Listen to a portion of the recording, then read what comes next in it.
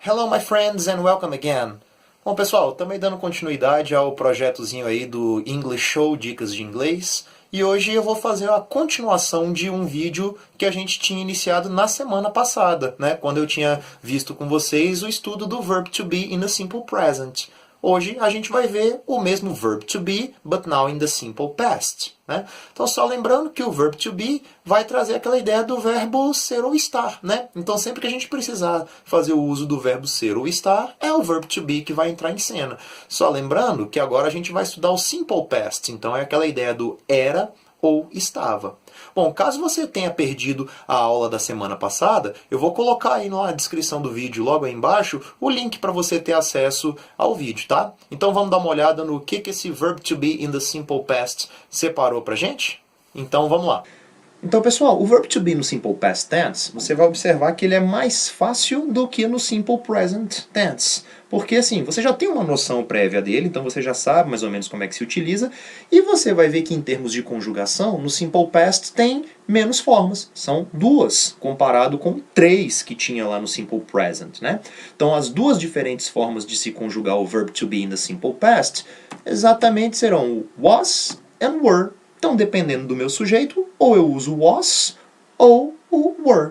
E para a gente fazer essa diferença de quando que usa um e quando que usa o outro, é só seguir uma tabelinha bem semelhante da que nós tínhamos lá no Simple Present. Repara que a primeira coluna é igualzinha. Então você tem os pronomes pessoais, né, que funcionam como sujeito da nossa oração. O I, you, he, she, it, we, you and they. Né? Lembrando que é o eu, você, ele ou ela para animal ou objeto, nós, vocês, eles ou elas.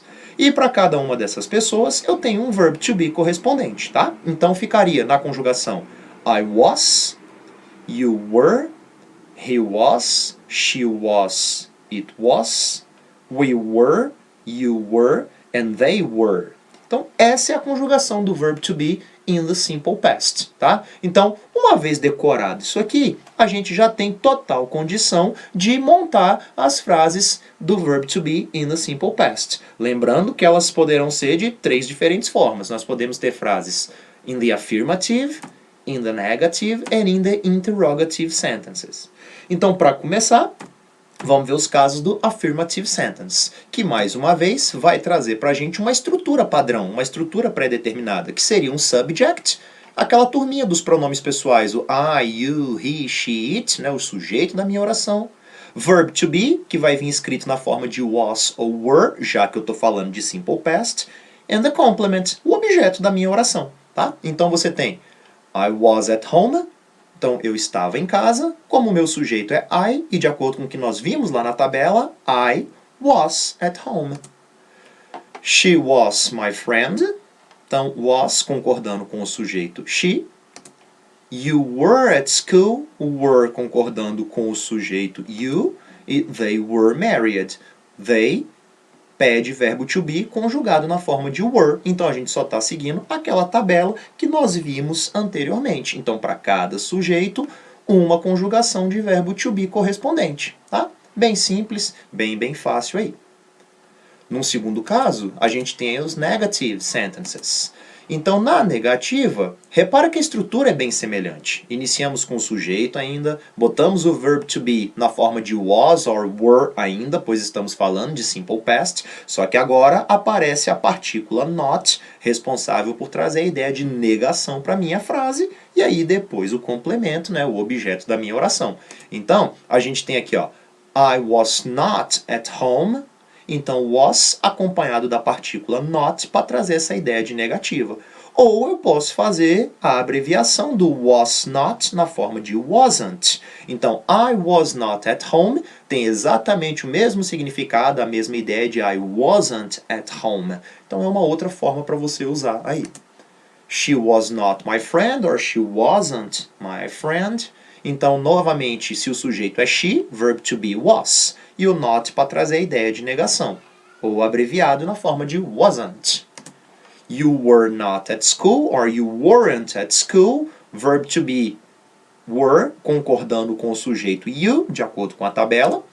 E they were not married or they weren't married. Mais uma vez, então, o verb to be, ou, né, forçando aqui a conjugação dele de acordo com o sujeito da minha oração. Beleza?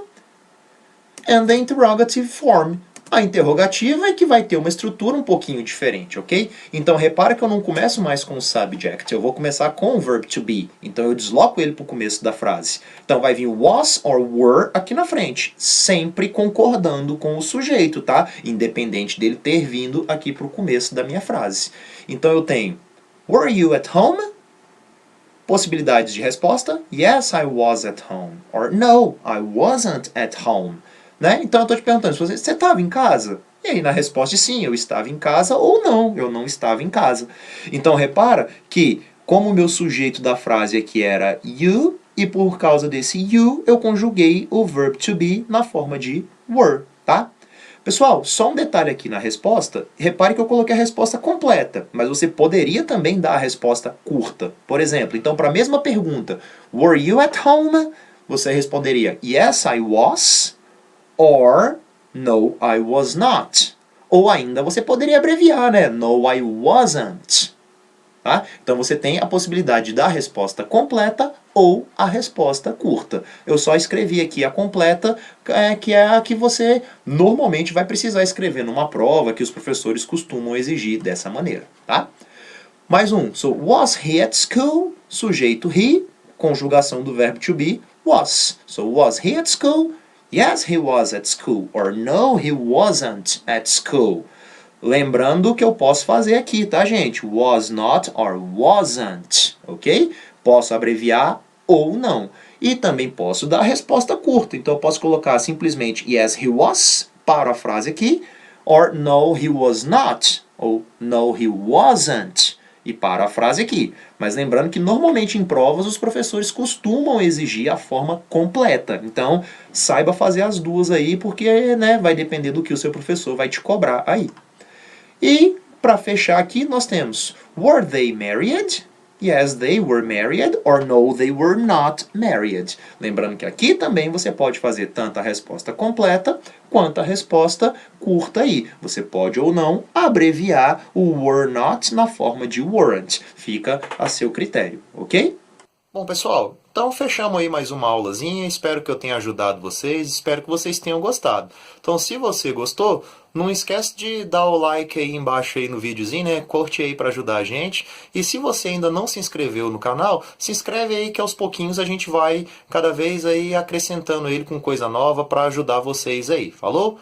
Thank you very much and have a nice day.